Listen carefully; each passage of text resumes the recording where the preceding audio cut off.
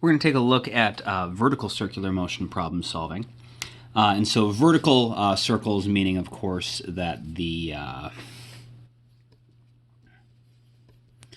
circle is going to be perpendicular to the ground.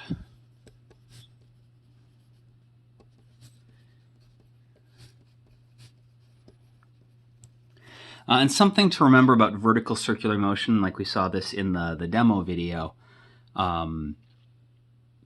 even when you have situations where your vertical circular motion is not uniform, over its entire path, if the top or the bottom is a point where it is not speeding up or slowing down because it's in between speeding up and slowing down, you can still treat the top and the bottom like uniform circular motion. So the top and the bottom of many vertical circular motion paths can be treated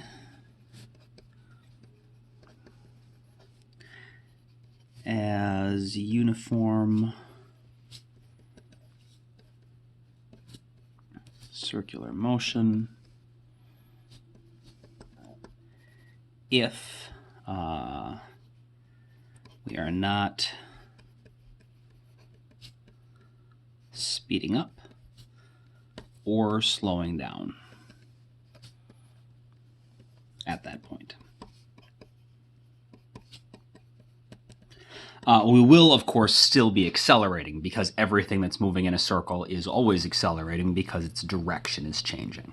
But if the direction is the only part of the velocity that's changing, you're not speeding up or slowing down, either because it is something like a windmill that just always spins at a constant speed, or it's something like an object on a string that might be getting faster on the way down and slower on the way up, but at the very bottom it's in between speeding up and slowing down, and at the very top it's in between slowing down and speeding up.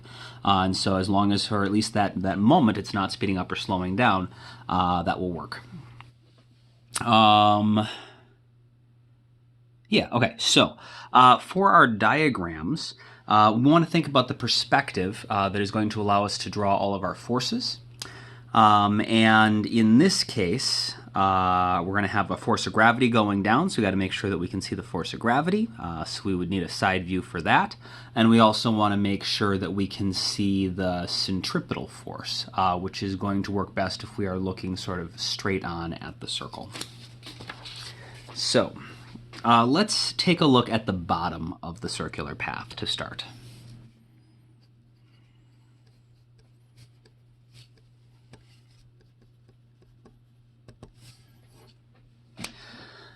So our free body diagram is going to be a side view, except this time, because it's the circle is vertical, we're actually going to be able to see the circle in this case.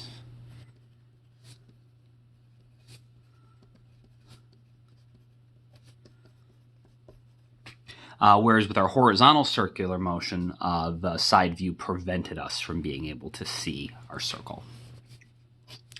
And so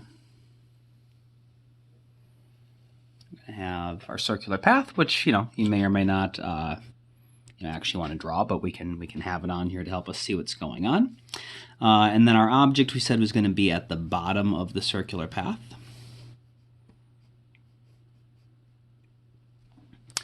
And of course, we know that there's always going to be a force of gravity.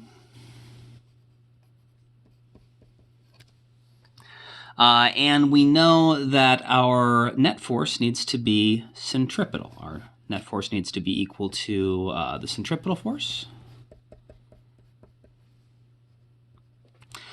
which, if we're at the bottom of the circle, towards the center, towards the middle of the dot in the center here, is going to be up. And so my net force needs to be going up.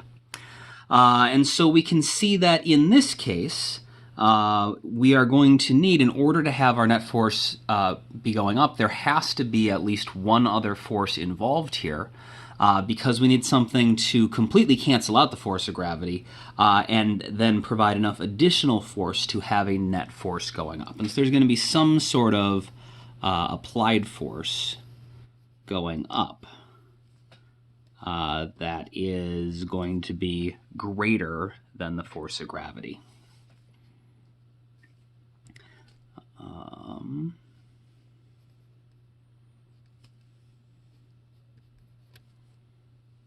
And also, it's going to be greater than the centripetal force, right? Because if you add the force of gravity and the centripetal force together, that's what's going to give you your applied force. And the thing that could be applying this force is, of course, going to be, so maybe we can write an equation for this. This is going to be Fa minus Fg. There we go. So your applied force can come from any number of places. If we had a string maybe connected to our object, this could be a tension force going upwards. But if this was, if the bottom of this curve was maybe just like a dip in a road, we could have a car driving along a bit of a path that follows a circular path like this. This could be a normal force pushing up. Or if we had a roller coaster or some sort of amusement park ride where we were doing a loop-de-loop, when we get to the bottom, the force on a rider would just be the chair underneath them pushing up. And so this could be an upwards force from like a normal force or something underneath someone. It could be from a tension force pulling up or pretty much, any other force you can imagine other than gravity, of course, which is going to be pointing down.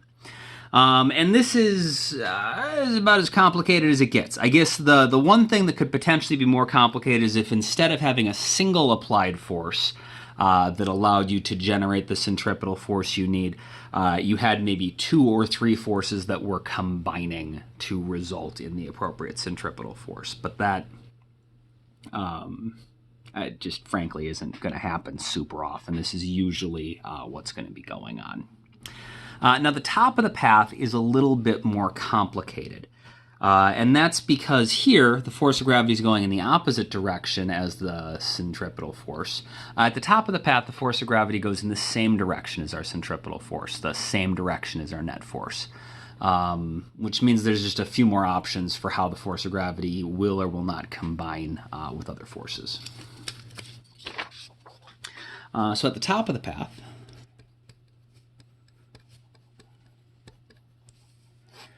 we're actually going to look at 3 possibilities. I'm going to draw 3 circular paths. Each case I'll have my object at the top.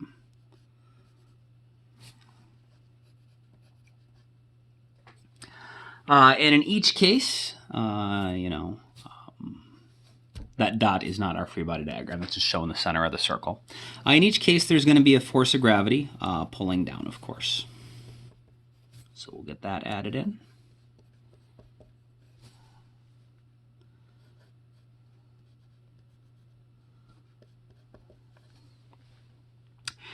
And we know that our net force needs to be centripetal because the centripetal force is the net force. And centripetal, the direction towards the center, is down in this case because we're at the top. So down is towards the center. And so we could have a situation where we have a centripetal force needed that is greater than the force of gravity. We could have a situation where the amount of centripetal force that we need in order to go in a circle is equal to the force of gravity. Sorry, that should be...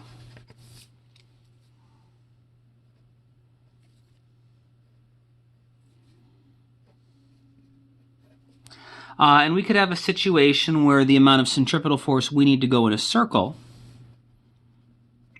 is actually smaller than the force of gravity. And remember, in each case, the centripetal force is just another name for the net force, right? So all of these are also the net force arrows.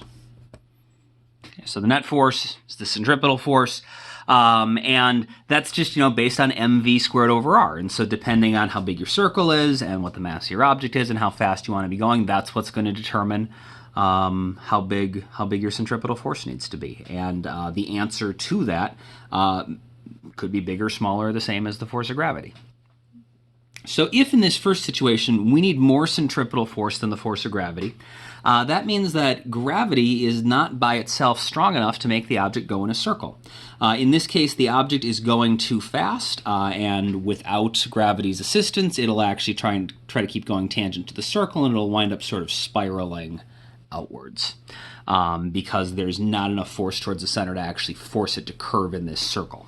And so in this case, we're going to need some sort of applied force that is pulling down to sort of help gravity. And that applied force, it could be bigger than gravity, it could be smaller than gravity. I'm trying to make my dot a little bit bigger here to show two forces. So we're going to have an applied force that combines with gravity in this case.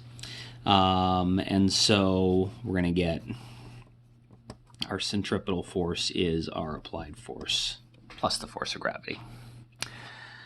And so, this applied force downwards, that could be, like in the video, we saw the object on the string. So if gravity is not strong enough, we can have a string attached to this and we can pull downwards with that string. And we can make the object go basically as fast as we want and make that centripetal force, that mv squared over r value, be as big as we want, as long as we are able to pull down with enough additional tension force to give us the net force, the centripetal force we need. You could, of course, also happen to be at exactly the right speed for the radius of your circle, where the centripetal force you need is exactly equal to the force of gravity.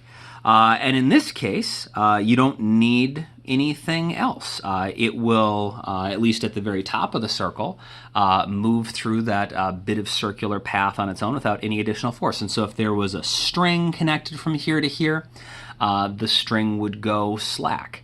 If this was maybe the top of a roller coaster loop, so this is, you could imagine like this is the track, right? And this is like the roller coaster cart.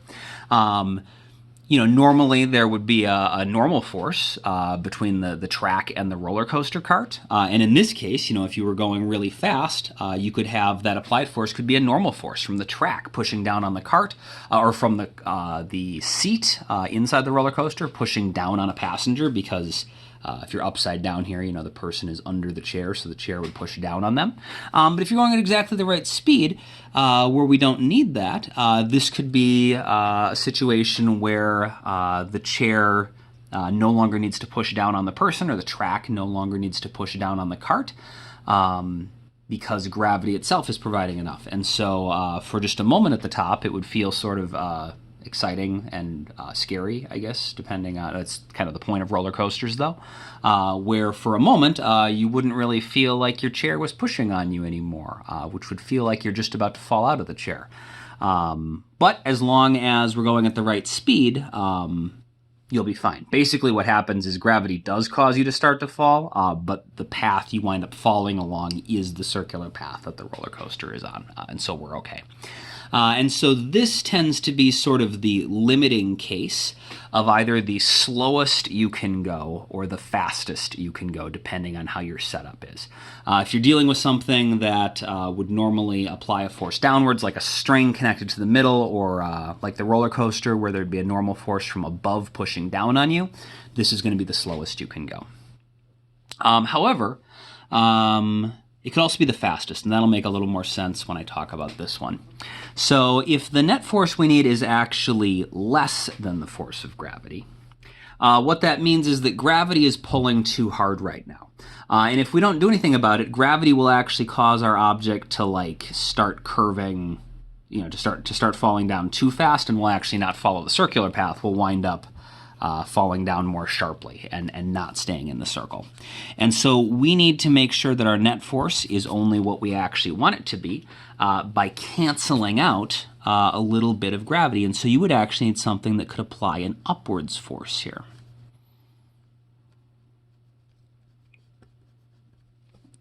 So the applied force has to be less than the force of gravity in this case, because you still need the net force to be downwards, but you don't want the net force to be as big as the force of gravity. So you need a little bit of applied force to cancel out part of this. So our centripetal force in this case is going to be Fg minus FA. And this is a little less common, but anytime you have some sort of like platform that might be rotating like this and you have something kind of standing on top of it, you could have something like this. And so like a Ferris wheel is the simplest example. In a Ferris, so with a roller coaster, you actually go upside down. And so the seat winds up above you and the seat could actually push down on you. In a Ferris wheel, the seat always stays underneath you. And so if the chair is underneath you, then, it can apply a force upwards. You can have a normal force from the chair pushing upwards on a rider to make sure that they go in a circle. And basically, this sort of setup allows us to go really slow, because the slower we're going, the smaller V is going to be, the smaller the centripetal force is going to be, because it's mv squared over r. And so if you want to go really slow, you need something that can actually push up to cancel out part of gravity to give you a really small net force to allow you to go around your circle really slow. If you want to be able to go really fast around a circle, you need to have some sort of setup where something can push or pull downwards to help out gravity to allow you to go really fast. And then this is our limiting case. If this is the setup that allows us to go really fast, then when that applied force goes to 0, this is the slowest we could go in a situation like that. If, on the other hand, you have a setup like this that allows you to normally go really slow, like the Ferris wheel, the faster we go, the smaller our applied force would be, and so then this becomes the limiting case of the fastest we can go, in the case of like a Ferris wheel, before the rider would just get flung out of the gondola. So, bottom of the path pretty much always looks the same, because gravity's always down, net force always needs to be up, and so there has to be something going upwards. Top of the path can be a little more complicated. Net force needs to be downwards, but there already is a downwards force, gravity, and so we need to figure out if that force is too big, too small, or just right, and add any additional forces necessary. And again, this could potentially, so these are like the three most common situations, but we could have something a bit more complicated where you actually have multiple applied forces combining to do what you need to in these. That is less likely to come up, but it is something you should, be aware of is possible, so you don't just blindly go into problem solving, assuming it has to be one of these diagrams.